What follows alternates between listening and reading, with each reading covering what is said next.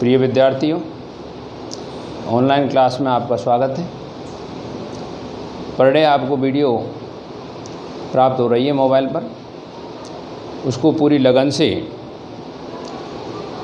देखेंगे और उसका गहन अध्ययन करेंगे और अन्य विद्यार्थियों में इसको शेयर करें, जिससे सभी विद्यार्थी लाभान्वित हों। कल तक की वीडियो में हमने समांतर श्रेणी प्रश्नावली 5 के 5.3 के प्रश्न नंबर 4 तक कराया है। आज हम आपके लिए क्वेश्चन नंबर 5 लेकर चलते हैं, जो इस प्रकार है। क्वेश्चन नंबर 5, एक समांतर श्रेणी के पहले 51 पदों का योग ज्ञात कीजिए। जहाँ पर आपको n का मान 51 दिया हुआ है, प्रथम 51 पदों का योग ज्ञात कीजिए, जिसमें द्वितीय और तृतीय पद क्रमशः 14 तथा 18 हैं। यानी दूसरा पद 14 है और तीसरा पद 18 है। दूसरे पद का मतलब क्या होता है, ये इधर देखेंगे आप, A2 बराबर आपको 14 दिया हुआ है और तृतीय पद A3 बराबर हो गया आपका 18। ये दो मान आपको दिए हुए हैं। इस AP के प्रथम 51 पदों का योगफल ज्ञात करना है। तो यहाँ से आप देखेंगे A2 का मतलब होता है A + D बराबर 14। ये इक्वेशन हो गई फर्स्ट। इधर A3 है तो A3 का मतलब A + 2D, यहाँ से आप निकालेंगे 18। ये समीकरण हो गया 2। यहाँ आप देख रहे हैं समीकरण 1 व समीकरण 2, दोनों ही समीकरण A और D में रैखिक समीकरण है। तो दो चरों वाले रैखिक समीकरण युग्म को हल करने की विधियाँ जो आपको प्रश्नावली 4 में उनका विस्तृत वर्णन किया गया था, उनमें से आप कोई भी विधि प्रयोग कर सकते हैं। यहाँ पर हम देखते हैं समीकरण 1 व 2 से हम यहाँ पर विलोपन विधि प्रयोग करेंगे। 1 व 2 से आप चाहें समीकरण सेकंड को आगे लिख सकते हैं ऊपर, बराबर 18, जिससे आपको सुविधा हो जाएगी। और A + D बराबर 14, समीकरण 1। यहाँ आप देख रहे हैं घटाने पर A और A कैंसिल हो जाएंगे, तो घटाने पे क्या होगा, चिन्ह बदलेंगे आप। घटाने पर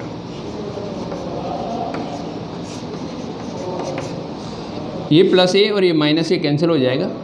2D प्लस का है और यहाँ पर 1D माइनस का है, तो आपके पास में बचेगा D। 18 और -14, तो यहाँ आपको बचेगा 4।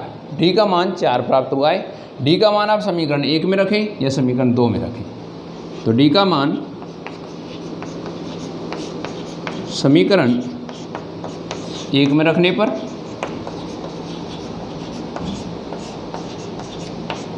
तो समीकरण 1 है A + D बराबर 14, तो A + D का मान रख रहे हैं 4 बराबर 14। 4 को पक्षांतरण करेंगे तो माइनस का हो जाएगा और A बराबर 14 - 4 यानी 10 प्राप्त होगा। तो आपके सामने A का मान 10 आया है और D का मान 4 आया है। इस AP के प्रथम 51 पदों का योगफल ज्ञात करना है। तो यहाँ पर आप देखेंगे A बराबर 10 है, D बराबर 4 है और N बराबर 51 है। जहाँ आपको A, D और N दिए हों, इसके अकॉर्डिंग आप योगफल का फार्मूला सेट करेंगे। Sn बराबर n/2 × 2A + n - 1 × D। यहाँ पे आप देख रहे हैं A, D और N दिया है, तो फार्मूला Sn लगाएंगे n/2 × 2A + n - 1 × D। यदि आपको इसमें D नहीं दिया होता और अंतिम पद दिया होता है L, तो आप यहाँ फार्मूला Sn बराबर n/2 A + L लगाते हैं। तो यहाँ पर मान रखने पर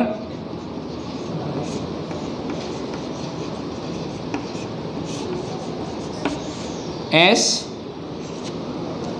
51, प्रथम 51 पदों का योग 51/2 × 2 × A का मान 10 प्लस n 51 - 1 गुणा में 4, इस प्रकार से आप आगे सॉल्व करेंगे। 51/2 कोष्टक में देखेंगे 10 गुणा 2 हो रहा है 20, प्लस यहाँ आप देख रहे हैं 51 माइनस 1 करने पर 50 आएगा और 50 गुणा में 4। आगे बढ़ते हुए 51/2 20 प्लस यहाँ 50 का गुणा 4 से हो रहा है तो 200 आएगा। 51/2 गुणा में 200 प्लस 20 या 20 प्लस 200 करने पर 220 और 2 से 220 कटेगा 110 बार। यहाँ आप 110 का गुणा करेंगे किससे? 51 से। तो आपके पास में कितना बचेगा? 5610। 51 गुणा 110 करने पर आपको आंसर कितना प्राप्त होगा? 5610, जो प्रथम 51 पदों का योगफल है इस श्रेणी के लिए।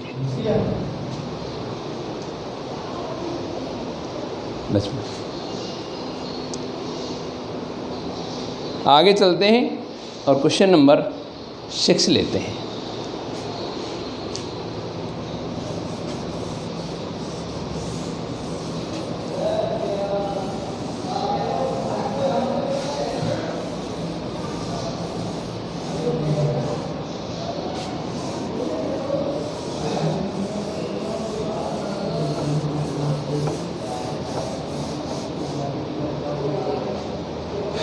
क्वेश्चन नंबर 6 है, किसी समांतर श्रेणी का प्रथम एवं अंतिम पद क्रमशः 17 और 350 है। इन प्रथम पद 17 है और अंतिम पद 350 है। तो आप यहाँ पर प्रथम पद ए से व्यक्त करते हैं। क्वेश्चन नंबर 6, प्रथम पद ए बराबर 17 दिया हुआ है और अंतिम पद को आप एल या ए एन से दर्शाते हैं, जिसका मान 350 दिया हुआ है। प्रथम और अंतिम पद क्रमशः 17 एवं 350 हैं। यदि सार्वंतर 9 हो, सार्वंतर का सिंबल डी है तो डी का मान दिया हुआ है 9। सार्वंतर 9 हो तो समांतर श्रेणी में पदों की संख्या कितनी है और उनका योग क्या है? तो आपको इसमें पदों की संख्या होती है एन ज्ञात करना है और एस एन उनका योग भी ज्ञात करना है। तो एक क्वेश्चन में ही 2 क्वेश्चन आपसे पूछे गए हैं, तो आप इसको इस प्रकार सॉल्व करेंगे। यहाँ पर आप देख रहे हैं ए एन और डी दिया हुआ है, तो हमारे पास में इनमें से ए एन का फार्मूला होता है, ए एन बराबर होता है, तो इसके लिए हम फार्मूला सेट करते हैं। ए एन बराबर होगा, इसलिए a plus N minus 1 into d बराबर 350। अंतिम पद का फार्मूला आप लगा रहे हैं, तो यहाँ पर ए और डी के मान आपको जो दिए हुए हैं उनको रखेंगे। मान रखने पर ए का मान 17 plus N minus 1 into D का मान 9 बराबर 350। 17 का करेंगे पक्षांतरण, पक्षांतर करने पर तो यहाँ से 17 जाएगा, बचेगा n माइनस 1 इंटू 9 equal to 350 minus 17 right hand side में जाने पर माइनस के हो जाएंगे और 350 में से 17 घटाने हैं आपको, तो यहाँ आपको बचेगा n माइनस 1 इंटू 9 इक्वल 350 में से 17 घटाने पर 333 बच रहा है। अब आप n माइनस 1 बराबर लिखें तो 9 कहाँ जाएगा? बटे में जाएगा, और n माइनस 1 बराबर 333 बटे में 9। n माइनस 1 बराबर आप यहाँ 9 का आराम से भाग दे सकते हैं। 2 9 3 27, 6 बचेंगे और 9 7 63। n बराबर तो 1 को जब भेजेंगे तो इसमें प्लस हो जाएगा और 37 प्लस 1 मिल करके 38 हो जाएंगे। तो n का मान 38 प्राप्त हुआ है। अब आपको n पदों का योग ज्ञात करना है। तो n पदों का योग ज्ञात करने के लिए आप कोई भी फार्मूला इसमें सेट कर सकते हैं, क्योंकि आपके पास ए, एल और डी दिया हुआ है, जो आपको अच्छा लगे। तो एस एन बराबर n/2 इंटू ए प्लस एल से भी कर सकते हैं, और एस एन बराबर n/2 into 2a + n-1 into D से भी कर सकते हैं। तो यहाँ पर आप एस एन का मान 38, तो 38 पदों का योग यहाँ ज्ञात होगा 38/2, ए का मान 17 प्लस एल का मान 350। यहाँ पर आप 2 से भाग दे सकते हैं 38 में, 19 इंटू 17 को जोड़ना है 350 में, तो यहाँ जोड़ने पर 367 प्राप्त हो रहा है। आपको 19 का गुणा 367 से करना है, और 19 गुणा 367 करने पर प्राप्त होगा 6973।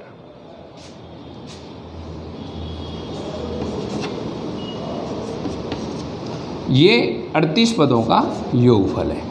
अतः n बराबर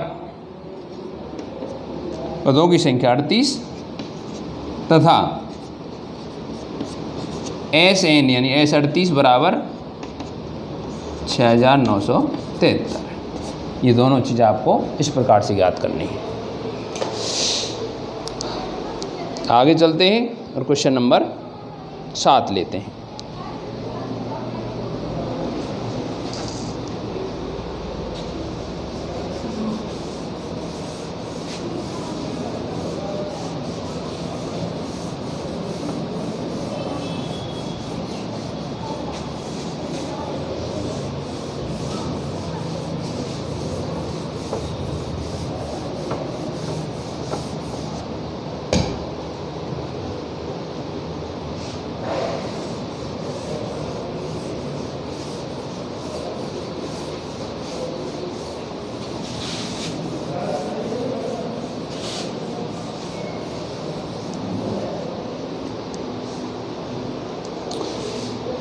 क्वेश्चन नंबर 7 है, 1 से 1000 के बीच 3 से भाज्य सभी विषम संख्याओं का योगफल ज्ञात कीजिए। 1 से लेकर के और 1000 के बीच में जितनी भी संख्याएं हैं, उनमें से 3 से भाज्य आपको विषम संख्याएं लेनी हैं। तो हम यहाँ पर लिखेंगे क्वेश्चन नंबर 7, 1 से 1000 के बीच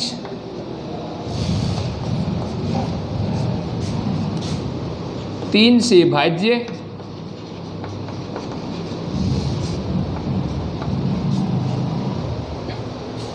विषम संख्याएं।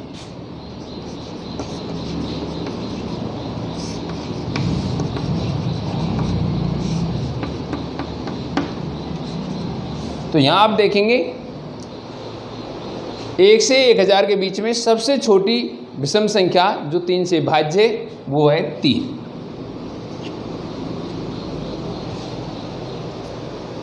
इससे आगे चलने पर आप देखेंगे दूसरी जो भाज्य संख्या है वो है 6, लेकिन 6 सम है, इसलिए आप यहाँ 6 नहीं लेंगे। उससे अगली 3 से भाज्य संख्या है 9, तो आप यहाँ पर 9 लेंगे। विषम संख्या लेनी है आपको, यहाँ लिखा हुआ है। उससे आगे चलने पर 3 से भाज्य संख्या आपको मिलेगी 12, लेकिन 12 सम है, इसलिए 12 नहीं लेनी है, आपको विषम संख्या लेनी है। तो उससे आगे चलने पर आपको मिलेगी 15। इस प्रकार से संख्याएं आगे बढ़ेंगी और आप ये देखेंगे 1 से 1000 के बीच अंतिम 3 से भाज्य संख्या क्या होगी? 999। इस प्रकार से आपको यहाँ पर एक समांतर श्रेणी प्राप्त हो रही है, जिसमें प्रथम पद a का मान 3 और सार्वांतर क्रमागत पदों का अंतर आप लें तो 6 और अंतिम पद an बराबर 999 है। यहाँ पर आपको योगफल ज्ञात करना है। तो योगफल के 2 फार्मूले आपको बताए हैं, जिसमें ए, डी और एन प्राप्त होने पर एक फार्मूला लगेगा, ए, एन और एल प्राप्त होने पर दूसरा फार्मूला लगेगा। तो यहाँ पर आप देख रहे हैं ए का मान 3 है, डी का मान 6 और एल या ए एन का मान 999 है। तो हमें यहाँ आवश्यकता है एन की। एन ज्ञात करने के उपरांत ही योगफल ज्ञात कर सकते हैं। तो एन ज्ञात करने के लिए हम ए एन का यहाँ फार्मूला सेट करते हैं। ए एन बराबर होता है a plus N minus 1 into d बराबर 999 मान रखने पर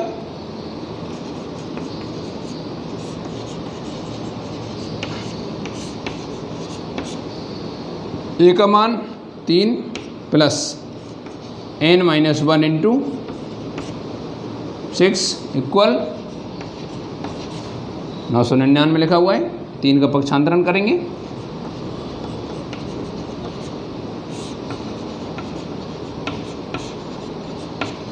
एन माइनस 1 इंटू 6 इक्वल, तो यहाँ आप देख रहे हैं 999 माइनस 3 और एन माइनस 1 इंटू 6 इक्वल 2। 3 घटाने पर 996 बचेगा। 6 को पक्षांतर करेंगे बटे में जाएगा, तो एन माइनस 1 इक्वल 996 बटे में 6।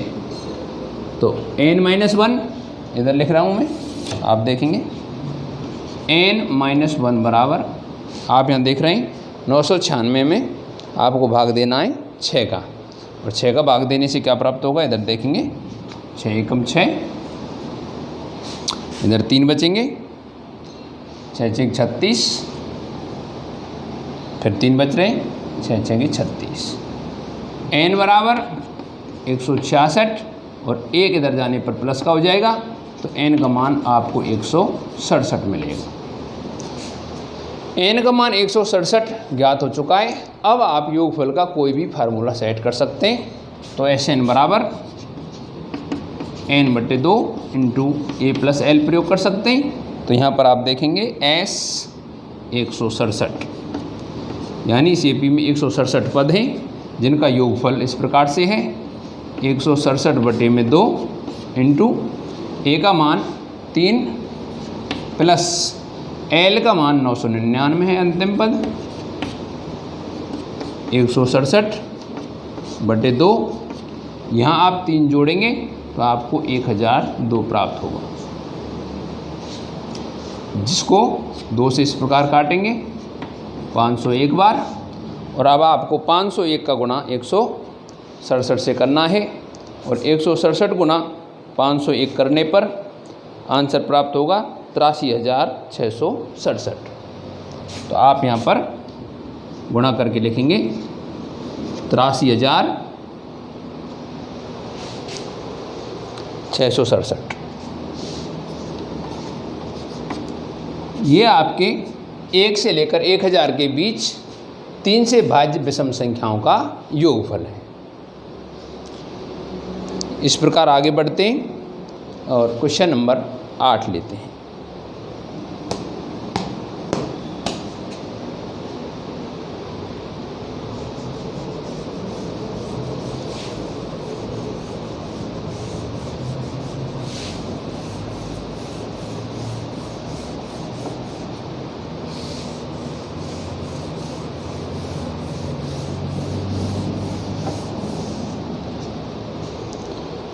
क्वेश्चन नंबर 8, एक समांतर श्रेणी में प्रथम पद 8 है, एनवां पद 33 है तथा पहले एन पदों का योग 123 है, तो एन और डी ज्ञात कीजिए। तो आपको जो दिया हुआ है वो मैं प्रस्तुत कर रहा हूँ आपके लिए। क्वेश्चन नंबर 8 में प्रथम पद ए बराबर 8, एनवां पद इसको एल या ए एन कह सकते हैं बराबर 33, और एन पदों का योग एस एन बराबर 123 दिया हुआ है। आपको एन और डी ज्ञात करना है। एन बराबर क्वेश्चन मार्क और डी बराबर क्वेश्चन मार्क। आप यहाँ देख रहे हैं Sn का फार्मूला a प्लस एल के संयोग से बनने वाला होना चाहिए, तो यहाँ पर आप Sn बराबर प्रयोग करेंगे n/2 into a plus L बराबर होता है Sn। इसलिए मान रखने पर n/2 a का मान 8 प्लस l का मान 33 बराबर Sn का मान 123। उन्हें देखेंगे आप, जब आपको a और l दिए हैं और Sn भी दिया है तो Sn का कौन सा फार्मूला लगाना है, n/2 into a plus L, क्योंकि l और a दिए हुए हैं बराबर Sn। तो इस प्रकार से मान रखेंगे तो n अज्ञात होने के कारण n/2 इंटू a का मान 8 प्लस l का मान 33 है। आप यहाँ जोड़ेंगे तो n/2 इंटू जोड़ने पर हो रहा है 41 बराबर 123। n बराबर, तो यहाँ आप देखेंगे 123 लिखा हुआ है, बटे में जो 2 है पक्षांतरण के दौरान ये गुणा में जाएगा, 2, और जो गुणा में 41 है ये पक्षांतरण के दौरान बटे में जाएगा। आप यहाँ 41 का पाड़ा लेकर के 123 को काट सकते हैं या उसमें भाग दे सकते हैं। तो भाग जा रहा है कितनी बार, 3 बार, और n बराबर 3 दूनी 6 आ रहा है। तो n का मान आपको 6 प्राप्त हुआ है। अब आपको d ज्ञात करना है, तो d ज्ञात करने के लिए आप an वाला फार्मूला यहाँ सेट करेंगे, क्योंकि an बराबर क्या फार्मूला होता है, a plus n-1 into d बराबर होता है an। मान रखने पर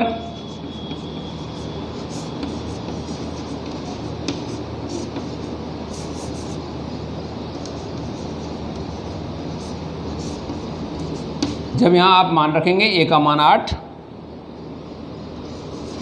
प्लस n-1, तो n का मान आपको प्राप्त हुआ है 6, तो n के स्थान पर आप 6 रखेंगे, 6 माइनस 1, और d ज्ञात करना है इसलिए d के स्थान पर आप रखेंगे d बराबर an का मान दिया हुआ है 33। 8 का पक्षांतरण करें या एक बार और स्टेप बढ़ा देते हैं, 8 प्लस इधर 6 में से 1 जाने पर बचेगा 5, तो यहाँ हो गया 5d बराबर में 33। तो 5d बराबर 33 माइनस का हो जाएगा 8, तो 5d बराबर 33 में से 8 घटाने पर 25 बचेगा, और d बराबर 25 बटे में 5 होगा, और 25 में 5 का भाग देने पर d का मान 5। तो आपको सबसे पहले ये देखना है कि प्रश्न में दिया हुआ क्या है, और दिए हुए के साथ साथ में आपको ज्ञात क्या करना है।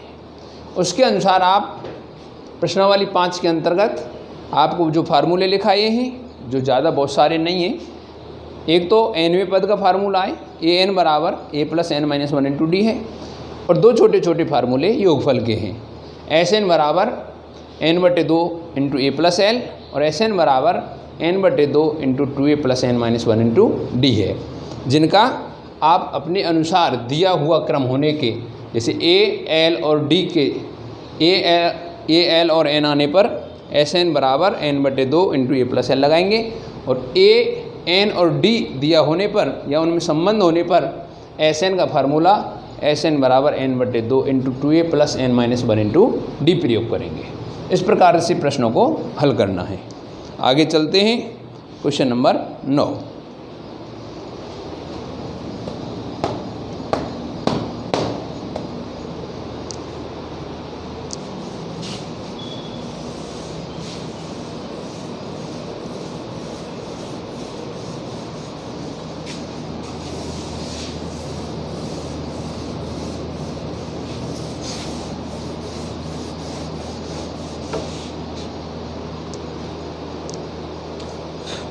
क्वेश्चन नंबर 9 है,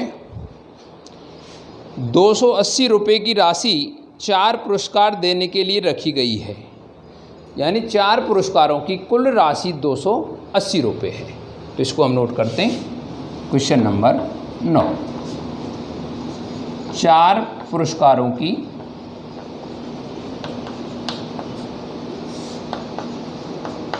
कुल राशि, कुल राशि यानी राशि का योगफल, तो सिंबल हो गया एस, योगफल का सिंबल होता है एस, और 4 पुरस्कार हैं इसलिए S4 बराबर 280 रुपये। इस प्रकार से है।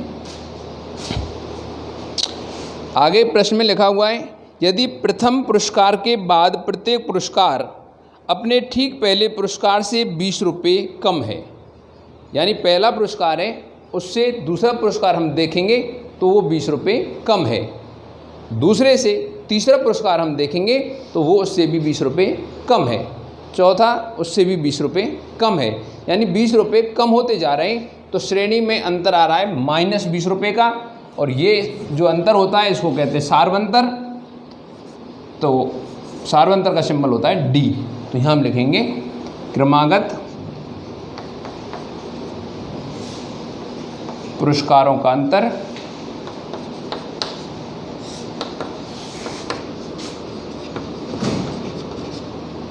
इसका सिंबल होगा D, घटते हुए क्रम में है -20 रुपये। इस प्रकार से है। तो प्रत्येक पुरस्कार की राशि हमें ज्ञात करनी है। तो आप इधर देखेंगे, जब आपको D दिया हुआ है, SN वाला फार्मूला लगाना है, वो भी कौन सा लगाना है जिसमें आपको D प्रस्तुत हो। तो यहाँ लिखेंगे चूँकि n/2 × 2a + n-1 × D बराबर होता है SN।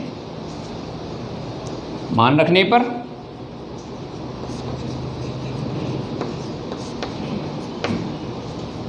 n/2, तो आपको n का मान यहाँ दिया हुआ है 4। यहाँ आप n बराबर 4 लिख सकते हैं कि पुरस्कारों की संख्या कितनी है 4, और आगे साफ लिख देते हैं पुरस्कारों की संख्या बराबर 4 है।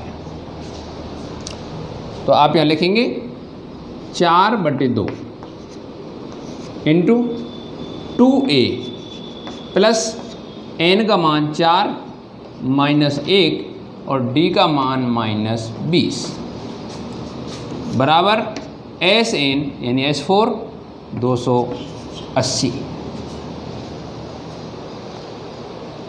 यहाँ आप कैलकुलेट करें, इसको काट सकते हैं। तो इधर आ रहा है 2 × 2a, इधर आप देखेंगे कितना बचेगा 3 बचेगा, और 3 का गुणा होगा -20 से बराबर 280। आप चाहें इस 2 को इस प्रकार से काट सकते हैं 140, या इस 2 को पक्षांतर करेंगे तो 280 के बटे में 2 जाएगा और भाग देने पर आएगा 140। तो इधर क्या बचेगा 2a, इधर गुणा करने पर प्लस माइनस गुणा करने पर माइनस, और 20 दिया 60 बराबर 140। आप यहाँ से 60 का पक्षांतरण करेंगे।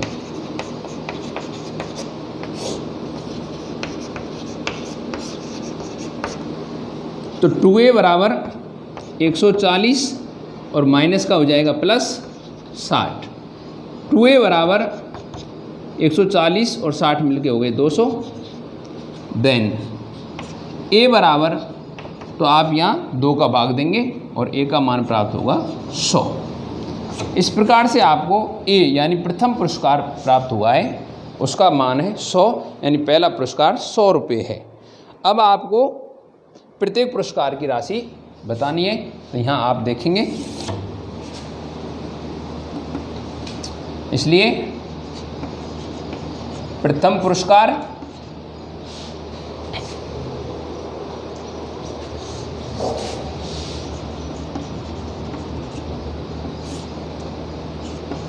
A1, और A1 बराबर होता है A, और जिसका मान है 100 रुपये। द्वितीय पुरस्कार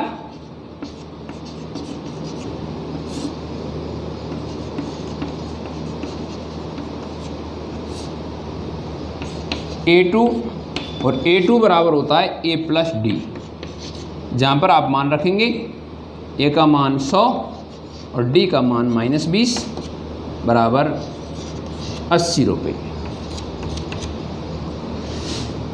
तृतीय पुरस्कार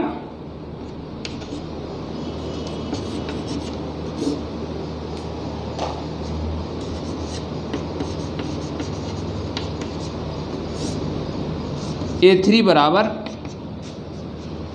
A प्लस 2D, A का मान 100 प्लस 2 गुणा -20। तो यहाँ आप कैलकुलेट करके लिखेंगे 20 दूनी 40 माइनस के हो जाएंगे और 100 में से घटाने पर आपको बचेगा 60 रुपये। इधर आप देखते रहेंगे। चतुर्थ पुरस्कार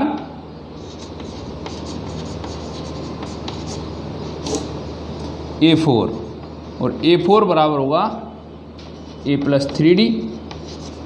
यहाँ पर आप कैलकुलेट इसको इस प्रकार से मान रखने पर 100 प्लस 3 गुणा में -20, 100 माइनस गुणा करेंगे प्लस माइनस माइनस आएगा, 20 से 60 आएगा और 60 घटाने पर आपको 40 रुपये प्राप्त होगा। तो इस प्रकार से प्रत्येक पुरस्कार का अलग अलग मान, पहला पुरस्कार 100 रुपये, दूसरा पुरस्कार 80 रुपये, तीसरा पुरस्कार 60 रुपये और चतुर्थ पुरस्कार 40 रुपये है, जिनका योग आप देख रहे हैं 280 है और पहला पुरस्कार दूसरे पुरस्कार से 20 रुपये अधिक है और दूसरा पुरस्कार पहले पुरस्कार से 20 रुपये कम है।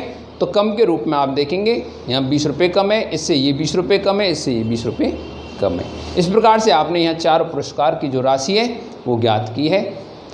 आगे चलते हैं क्वेश्चन नंबर 10।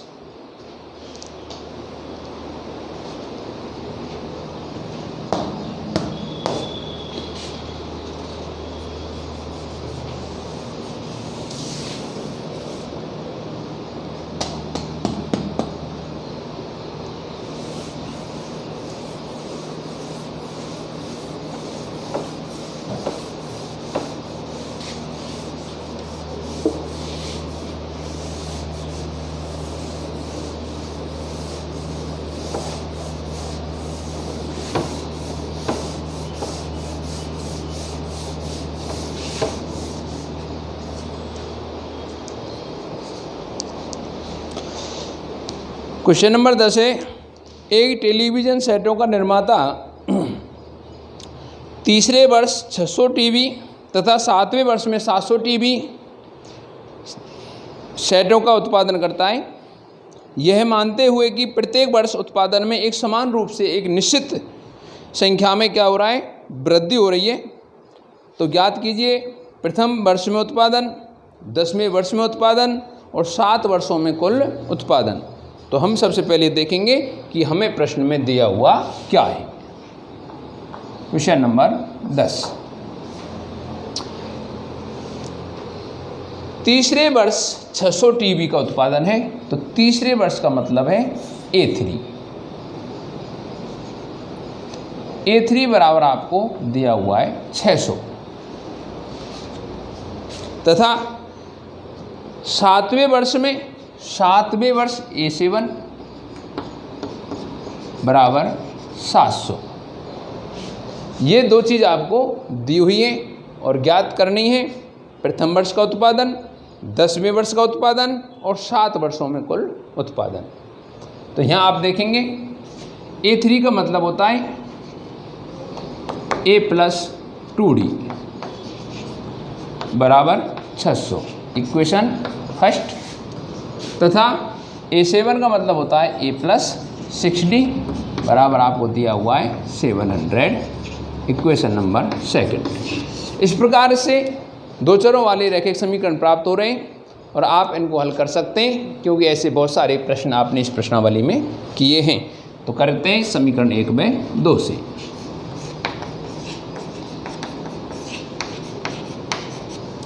समीकरण 1 और 2 को लेते हैं। समीकरण 2 है A प्लस 6D बराबर 700 और समीकरण 1 है A प्लस 2D बराबर 600। यहाँ आप घटाने पर माइनस माइनस और माइनस यहाँ लिखेंगे घटाने पर, यहाँ प्लस A और माइनस A कैंसिल हो जाएंगे और 6D माइनस 2D बराबर प्राप्त होगा 4D। यहाँ आप देख रहे हैं 700 माइनस 600 तो आपको प्राप्त होगा घटाने पर 100। तो डी बराबर आप 4 से भाग दे करके लिख सकते हैं 25। तो डी का मान आपको 25 प्राप्त हुआ है। एक निश्चित मात्रा जो है वृद्धि होने की वो 25 टीवी की मात्रा है, संख्या है। डी का मान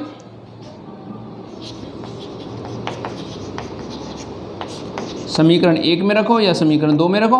तो समीकरण 1 में रखने पर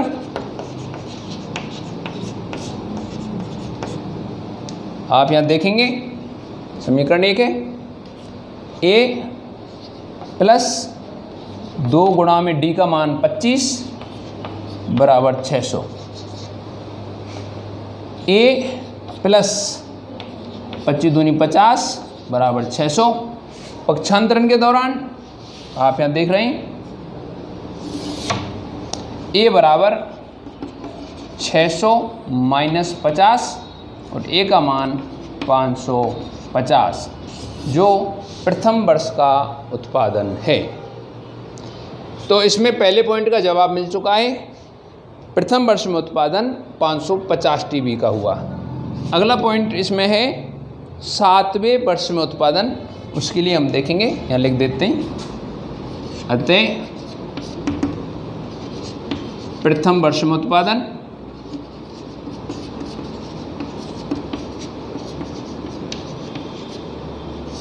बराबर 550 टीवी। इसका सेकंड पॉइंट लेते हैं। ये हो गया इसका फर्स्ट पॉइंट। और इसमें सेकंड पॉइंट है 10वें वर्ष में उत्पादन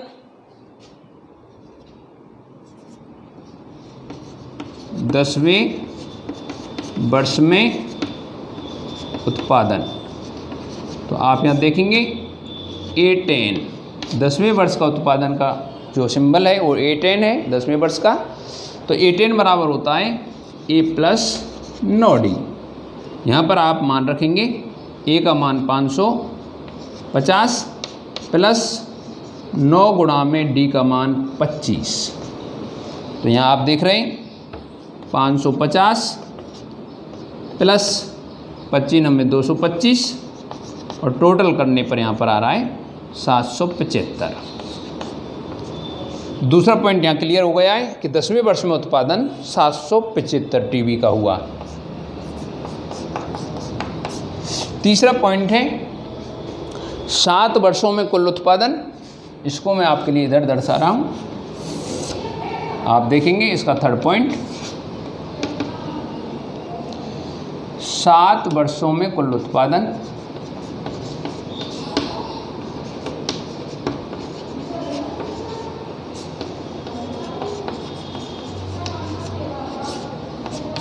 सिंबल होगा इसका S7 और S7 बराबर फार्मूला क्या होगा n/2। तो n का मान 7/2 इंटू A प्लस L और A का मान 550 प्लस L का मान 7वें वर्ष का उत्पादन 700। तो यहाँ आप देख रहे हैं 7/2 गुणा में 550 और 700 टोटल करने पर 1250। 2 से 1250 625 बार कटेंगे और 625 का गुणा 7 से करने पर 4375 प्राप्त होगा। तो 7 वर्षों में कुल उत्पादन 4375 टीवी का हुआ। इस प्रकार से आपने प्रश्न नंबर 10 के तीनों पॉइंटों को क्लियर किया है। पुनः एक सरसरी नज़र में देखते हैं। इसमें तीसरे वर्ष का उत्पादन दिया हुआ है A3 का मान 600 है। 7वें वर्ष का उत्पादन A7 दिया हुआ है जिसका मान 700 है। A3 का मतलब A प्लस 2D होता है और A प्लस 2D बराबर 600 समीकरण फर्स्ट है। और A7 का मतलब A प्लस 6D है बराबर 700 समीकरण सेकंड है। दोनों समीकरणों को आपने विलोपन विधि से हल करने पर D का मान 25 और A का मान 550 प्राप्त किया है। A होता है प्रथम वर्ष में उत्पादन जिसका मान 550 टीवी है। सेकंड पॉइंट में पूछा गया था 10वें वर्ष में उत्पादन, और 10वें में आ जाए जहाँ 1 लग जाए वहाँ nवां पद होता है A10। ये 10वें वर्ष का उत्पादन है, तो A10 बराबर होता है A + 9D, जिसमें आपने A का मान 550 और D का मान 25 रखा है, और कैलकुलेट करने पर 775 TB 10वें वर्ष में उत्पादन हुआ। थर्ड पॉइंट था इसका 7 वर्षों में कुल उत्पादन, तो यहाँ पर आप योगफल का कुल लिखा हुआ है 7 वर्षों में कुल उत्पादन, तो यहाँ आप योगफल का फार्मूला सेट करेंगे जो भी आपको उचित लगे। आप चाहें Sn बराबर n/2 A + L जैसा किया है उससे कर सकते हैं। अगर आप चाहें तो Sn बराबर n/2 × 2A + n - 1 × D से भी कर सकते हैं। तो यहाँ पर हमने Sn बराबर n/2 A + L formula use किया है।